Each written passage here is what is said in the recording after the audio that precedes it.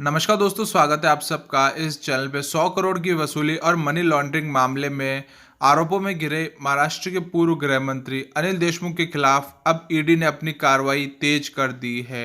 ED ने central bureau of investigation यानी कि सीबीआई से अनिल देशमुख को ढूंढने की मदद मांगी है। ईडी द्वारा अनिल देशमुख को बार बार समन भेजने के बावजूद पूछताछ के लिए हाजिर नहीं होने की वजह से ये कार्रवाई की गई है।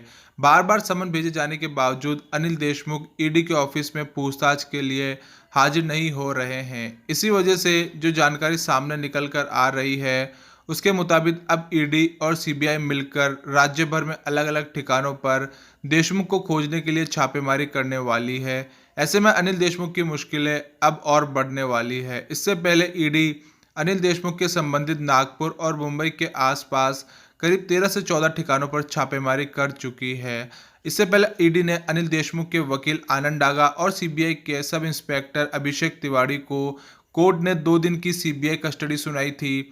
इस पर देशमुख के खिलाफ जांच की रिपोर्ट को लीक करने का आरोप था। उस लीक हुई रिपोर्ट के आधार पर अनिल देशमुख के निर्दोष होने की खबर फैलाई गई थी। पिछले हफ्ते ही सीबीआई ने इन दोनों को अरेस्ट किया था। तिवारी देशमुख के वकील अनिल डागा से संपर्क में थे और उन्होंने सीबीआई की रिपोर्ट से जुड़ी जानकारियां भी लीक करी। आपको बता दूं, अनिल देशमुख ने महाराष्ट्र के गृह मंत्री पद से इस्तीफा देते हुए कहा था कि वो सीबीआई और ईडी द्वारा की जाने वाली पूछताछ में पूरा सहयोग करेंगे। लेकिन इस्तीफा देने के बाद कहानी पूरी पलट गई। इसके बाद उन्होंने कभी भी जांच एजेंसियों का सहयोग नहीं किया। कभी समन के जवाब में सेहत, कोरोना या फिर उम्र का हवाला देकर हाजिर नहीं हुए। कभी वकील से जवाब भिजवा दिया तो कभी सवाल किया कि पहले उन्हें बताया जाए कि स्पेसिफिकली उनसे किस सिलसिले में पूछताछ करनी है। और अब एक बार और दोस्तों अनिल देशमुख की मुश्किलें बढ़ती हुई नजर आ रही है। आपको बता दूं, इससे पहले अनिल देशमुख से जुड़ी खबरें भी सामने आई थी। उनमें बताया गया था कि कहीं अनिल देशमुख विदेश तो नहीं चले गए, कहीं वो देश छोड़कर भाग तो नहीं गए हैं।